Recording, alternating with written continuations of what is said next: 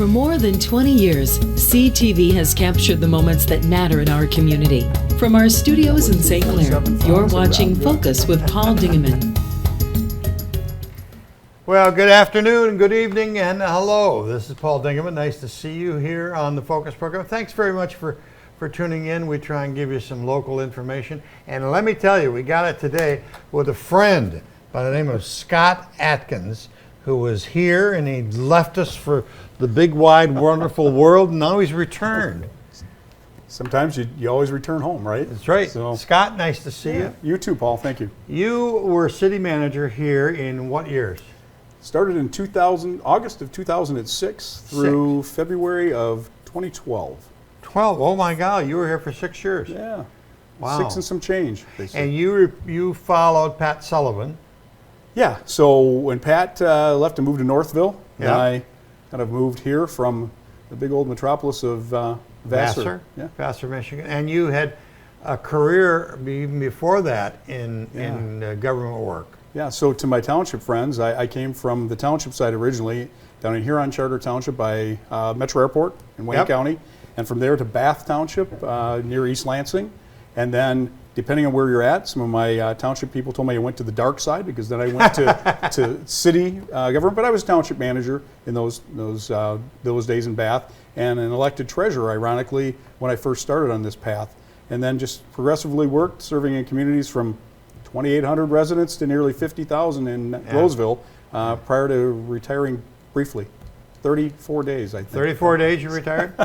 Well, that's a nice story, too. The fact that you'd been in Roseville from the time you left here in St. Clair and had a successful career there, decided to retire, but as a good neighbor, the story I hear is that you stopped in and said, hey, if you need some help, I understand you don't have a city manager now. If you want some advice or counsel, I'll be happy to stop in. And then it went from there.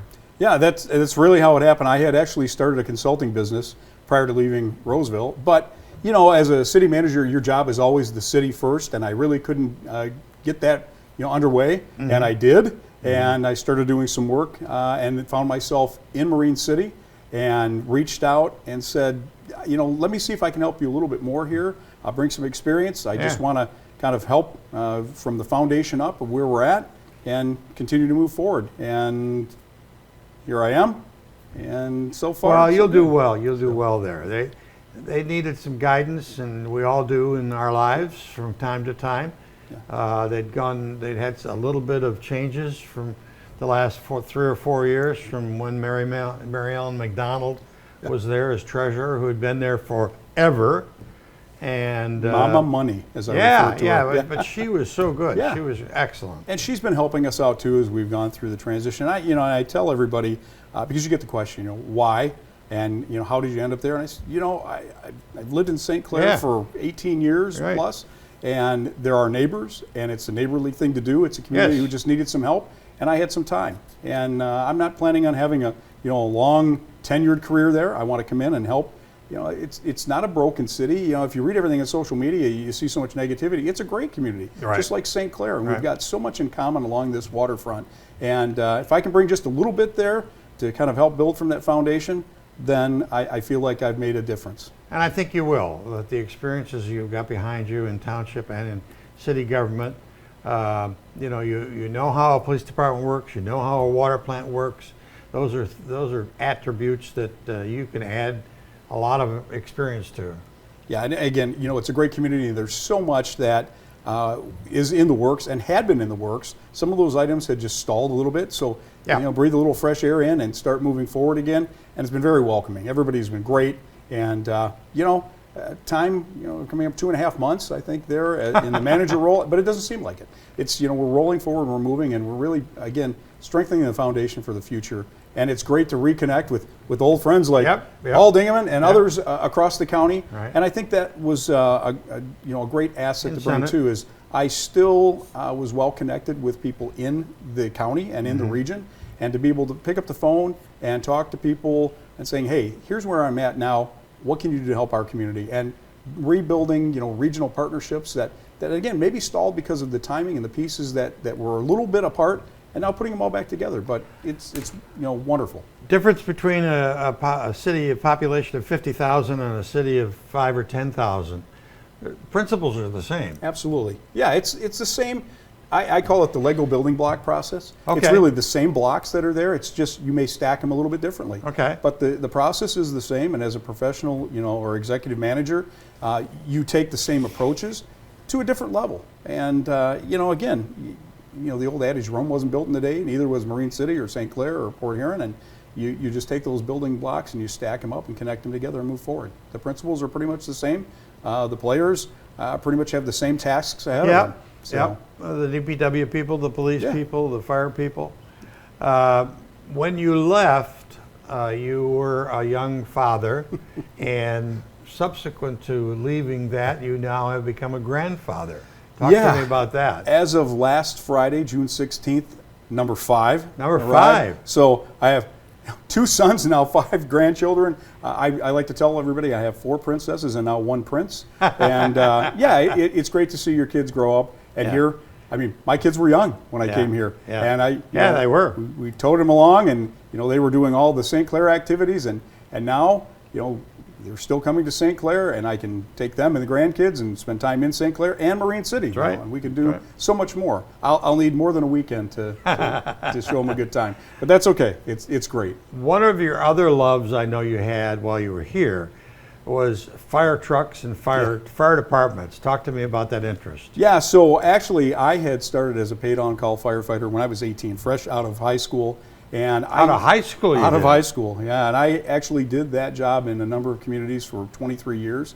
And, it's one of those things. It's in your gets blood. in your blood. It's in your DNA. Yeah. And, I'm very proud. Both of my sons are involved in that type of work as well. My oldest son, has worked in emergency response teams, so he kind of picked that up. My youngest son is a fire lieutenant, soon to be fire captain, and also a police officer. So it's all part, I think, of the DNA that runs through. My family was involved in local government, and you just want to give back, and I think that's what we've always done in my family is giving back. And sure, we have our critics. People say, well, couldn't you have chosen another profession? Yeah, I could have. I absolutely could have, but I love the job, I love the career, and I love being able to help people. But more importantly, it's the people you meet along the path, and that's great. Do you still have a fire truck? Well, you know what? I have. You restored one or two. Yeah, I had 2 at one time. I've sold both of those. I ran out of real estate to kind of keep them stored at. But I still retain, a classic 1967 Ford pickup, and the family. We have still a couple of vehicles in the family, and we have them housed in a museum down in Indiana. You can only drive them, so often. And you can only enjoy so much, but if we can put the vehicles where somebody else can enjoy them, then that's great. But fire truck wise, I may have had to part with the trucks, but I still have all of the other collectibles and gear and antiquities, so probably more than I ever need. Coming up immediately to Marine City, do you have anything you want to break to us or tell us about? Or Yeah, we've been kind of sharing the news, been very successful over the past 6 to 8 months on acquiring grants for different projects. So, which is great. And again, Michelle has done a great job in the office. Michelle Goodrich, she's kind of coordinating. Sometimes like herding cats, but she's been able to do a great job. And using that same building block process that I talked about, you take one grant and you build to the next and the next. We've had great regional partners by way of SEMCOG, MDOT, and right here in St. Clair County, the St. Clair Community Foundation, T-Mobile recognized the community with a grant. So we've probably had 4 or 5 significant grants that have come through, and as equal amount, I would say right now that are kind of in the hopper, waiting to see where we can go. A lot of them are dealing with community enhancement through parks, Bridge to Bay Trail expansion. T-Mobile provided some funding for a tot lot expansion. So again, taking and stacking those together, and then we're moving forward. We've made application for some funding for the old Marine City Hall that everybody has tried to find a source for years to fund it. Right now we have an application out for over $2 million for a My Place, Michigan Placemaking, fingers crossed, grant. And if we can tie them all together, and really that's been the success that I think not just Marine City but other communities, including St. Clair, have seen. When you can get your hands on one grant, no matter what the size of that grant is, if you can build and stack to others, the grant business is looking at sustainability and how you can make all of the pieces work. And that's what we've been able to do. With that, again, we've got a very active business, organization through the chamber in downtown. We've got Friends of City Hall that are working, and now we have Maritime Days that kind of reinvented themselves in a new committee. So we're looking at first weekend in August, again, a return of Maritime Days. So it's a great time. Well, yeah, I had Tammy in here the other day, and if you ever met a person who is enthusiastic. Yeah, no, you're right. When she opens that box of her enthusiasm, it just oozes out all over the room. And just met with her this week, and we were going over all the details and talk about somebody who's just one has a passion but organized. Yeah, I mean, just right down to the detail. And we're going to need this parking block here and this sign covered here. And I think, wow, who thinks about that? But it's a great group of people who've come together. I brought her in here to meet her and to let her talk about Maritime Days, but I think all I said was hello. Probably. And she took it from there, which was wonderful. Yeah, they're great. They're very proud of getting things going again, and that's very tough. I mean, I've been there myself in volunteer organizations, and when you look around and you're looking for volunteers, sometimes it's you in the room. It's lonely. So you have to build that base.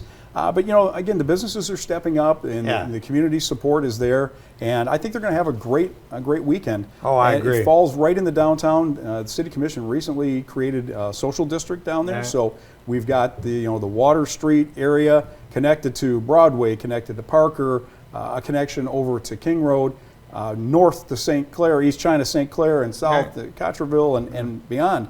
So these things are like spokes of the wheel that are just working and spreading out, and I think it's great. It's a wonderful time. Well, I want you to feel free to come into this venue anytime you want to, and obviously we cover the City Commission meetings and all that kind of stuff, but we and Maritime Days and every other thing goes on.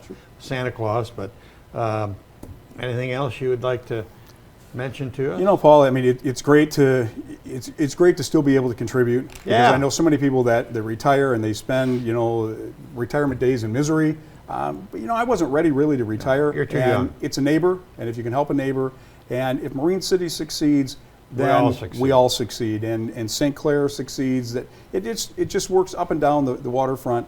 And is it perfect? No, nothing's perfect. It's never perfect. I thought you and I were perfect. Well, okay. We're close. We're darn close. We've got a good history too, which is great. So it's always good to come back, Paul. And I've always been a guy, as you know, to brag up the communities where I'm serving, but also give the neighbors their fair due as well, because we're all in this together. Yeah, that's right. And over the past couple of years, I mean, we've had challenge after challenge. Yeah. From getting through a pandemic and dealing with economic woes and political unrest and every other thing that can be thrown like flaming darts. It's great to be able to have these small projects and celebrate small town, because that's where it all starts. That's right. So often I tell residents, I understand your frustration because you can't get anybody to answer you often in Washington or Lansing or sometimes even at the county level, but you always can show up to City Hall and you're going to be greeted by somebody that's going to help you, or at least try to help you. Right. And we all work through it together. But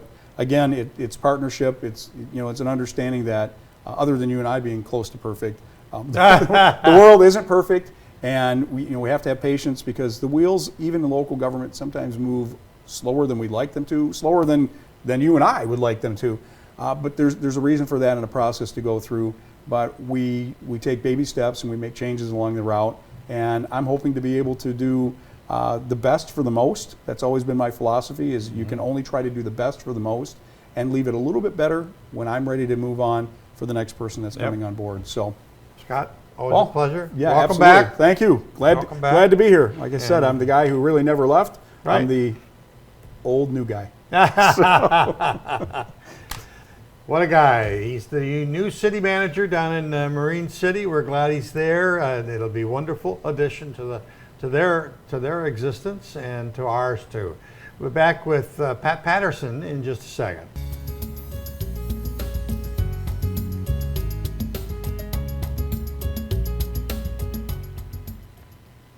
Well, he is here, the aforementioned Patrick Patterson.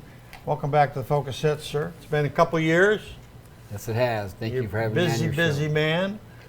Let's talk about Blue Water ROC.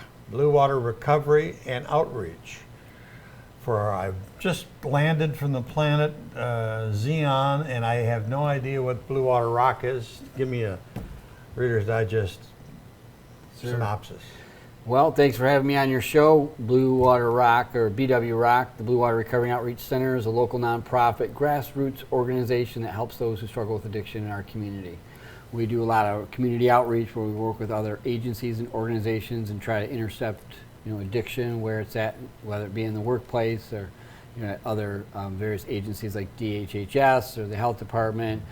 We also do a lot at our recovery community center where we have about 200 people that come through per week. Wow, per weekend? Per week. Per week? Yeah, it's a lot. Wow. Anywhere from 20 to 50 per day will come through for support groups.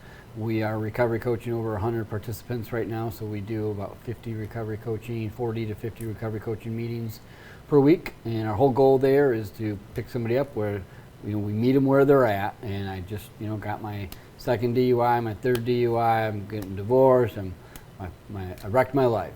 What do I do now? So you come to our recovery support center. And it works.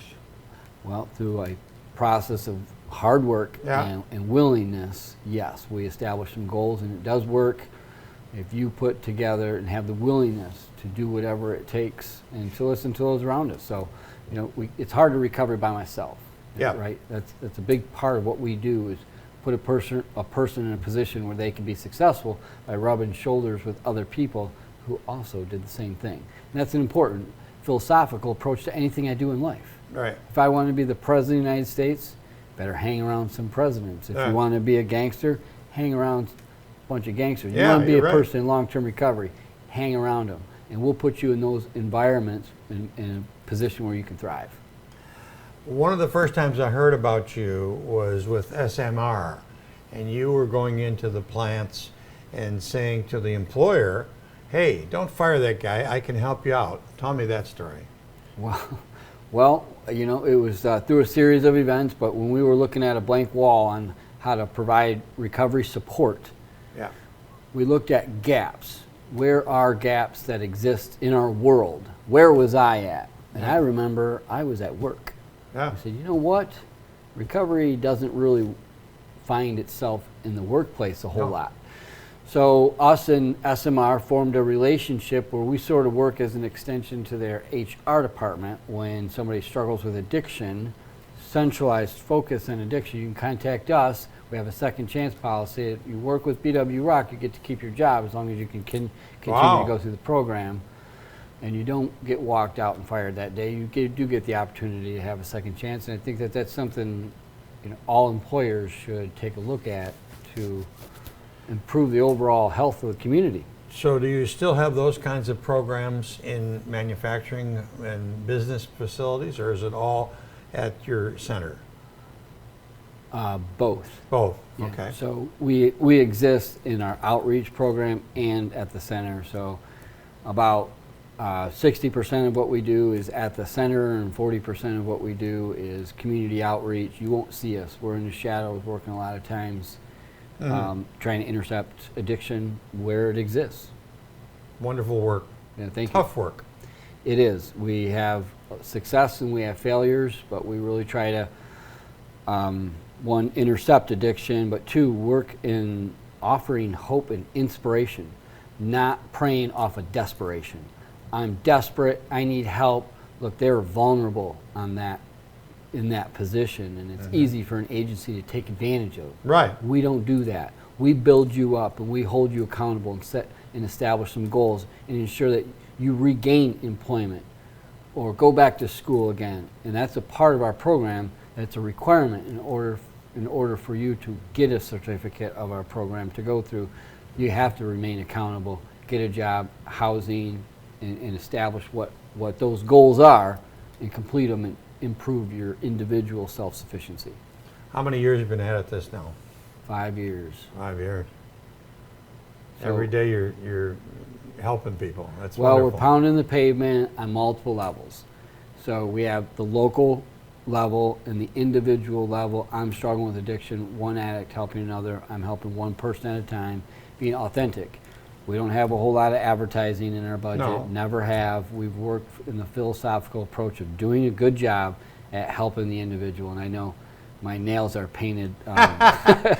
Showing You up. better tell that story Yeah, too. well, my daughter's 8 years old, and she painted my nails. She decided I was sitting on the couch watching TV, and she comes up. you shouldn't fall asleep. Right. Next thing I know, she's going to town painting my nails. My future campaign manager. But I love spending time with her, and that's really important. That's great. That's great.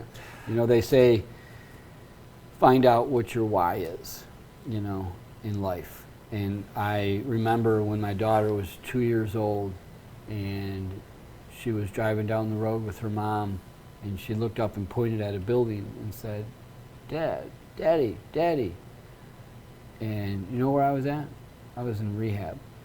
And your daughter, my daughter, should never identify that place with her dad. Right. That's my why. Why do I do what I do? Right. What I do is I'm the director of BW ROC, but why I do it is a much different story. Last Wednesday, I went to a funeral for a good friend of mine who killed himself. Right. I tried to commit suicide on May 29, 2016, and I help the vulnerable and those that don't have a voice to help themselves, and that's my why and why I do what I do. Yeah. Wonderful. How can the public help you? The public can help us by a couple of different ways. You can become a financial supporter because we are a nonprofit organization. The services we offer to our community are free. Doesn't charge really anybody. free. Wonderful. Free. Yeah, doesn't charge anybody. We've never charged anybody, a participant that utilized our services, anything. We go out and raise the money. We do that through a couple of different channels. We use community partners, we use sponsors, we use individual donations, and when we can get them, we try to get some grants. So you can become a financial supporter by visiting bwroc.org, click on Partners in Recovery, become a financial partner by contributing $25 a month. That's a good start. That's a good start. Anybody can become a financial partner, right? Okay. You can volunteer at BW ROC. We have 5 committees. We have an events committee.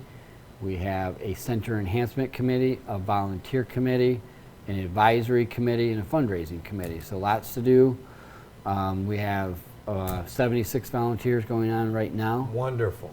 And that continues to rotate, and just every week we got more things to do. And just check us out, look us up, get involved.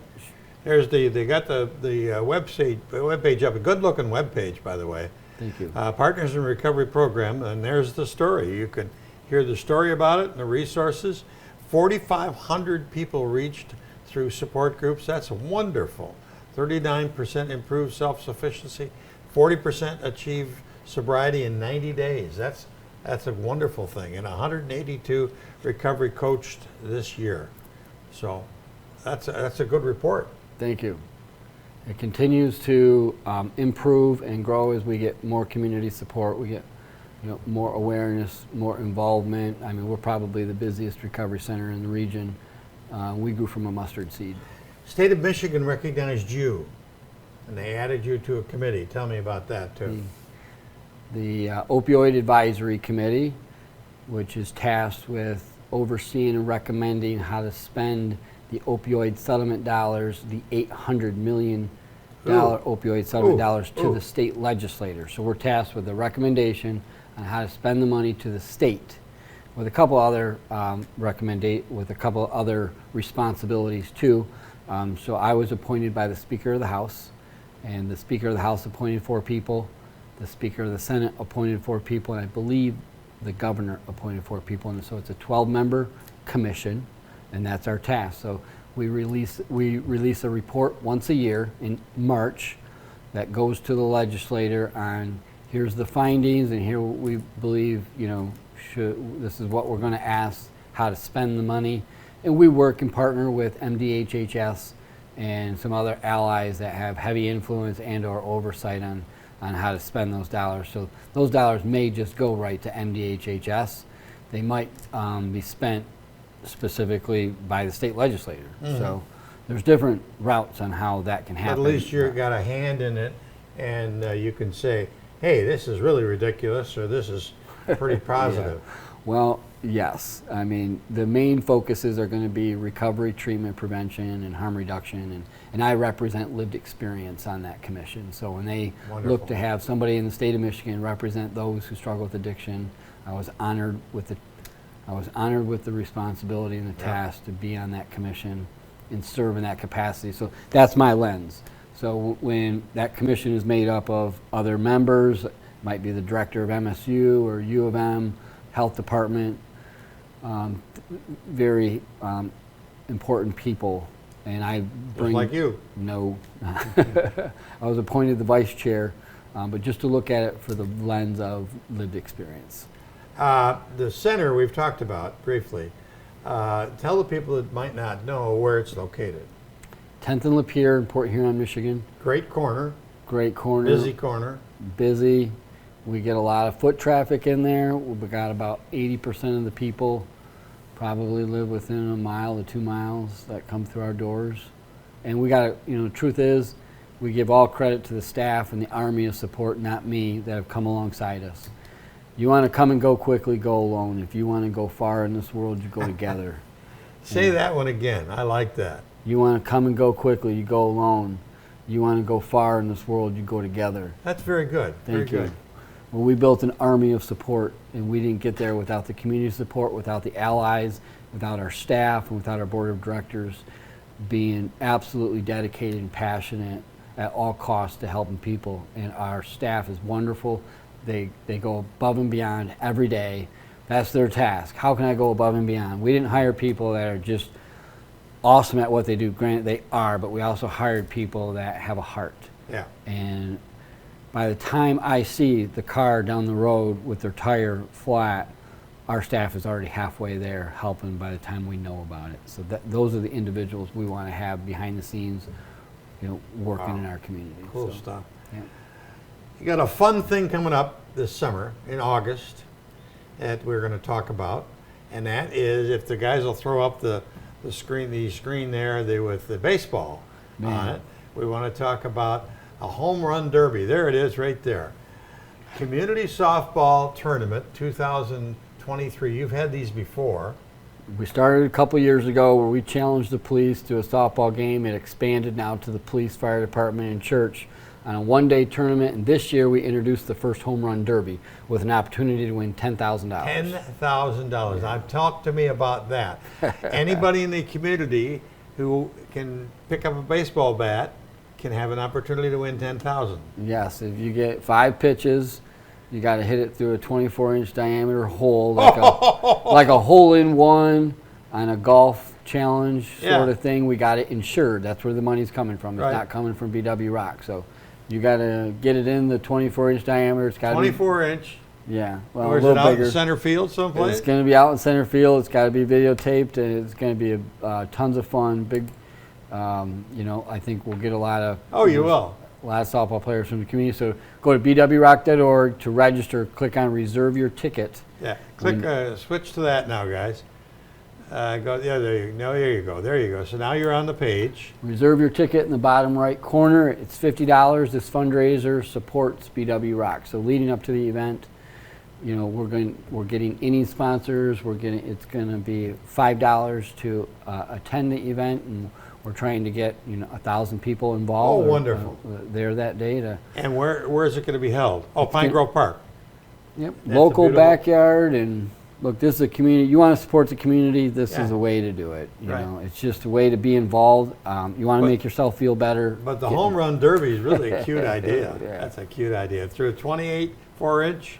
24-inch diameter, but there's going to be other stuff there too. So like Lawrence Jewelers may have a square pad that if you hit your ball through that, you win a $1,000 gift certificate. We're going to have some other prizes that'll be pretty incentivized. August the 18th, what day of the week is that? Friday. It's your Friday. Because every other event in the summer is on Saturday, so we're going to Friday. Right. Nobody's doing anything on a Friday evening. We'll see if it works, but I think it's going to.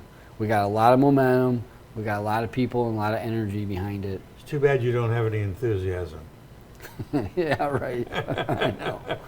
Well, we love our town, and when we got a heart for something. Yeah. It just grows and grows and grows. Well, you've had some record now. You're just not a new guy in the street. You've been around for 6 years. You've struggled and you've worked very, very hard. You've had some successes. You continue to have successes. And we wish you the best. I mean, it's an honor to have you here. It really is. Well, I appreciate you having me on. Oh, there you go. There you go. And hold those fingers up again. You can show them to your daughter. She made it yeah, to TV. she can see this one day. You can put a picture over on there. Patrick Patterson, that's the man's name, and he does wonderful work in the Blue Water area. And if you have any needs that he touched on, get a hold of him at bluewaterroc.com. Bluewaterroc.com. Patrick Patterson. That's about it for this edition of the Focus program. Thanks very much for tuning in. Till next time, I'm Paul Dingelman. See you soon. Good job. Thanks, man. Thanks for watching Focus with Paul Dingeman. Focus is produced at the CTV Community Television Studios in St. Clair. For over 20 years, CTV has captured the moments that matter to our community.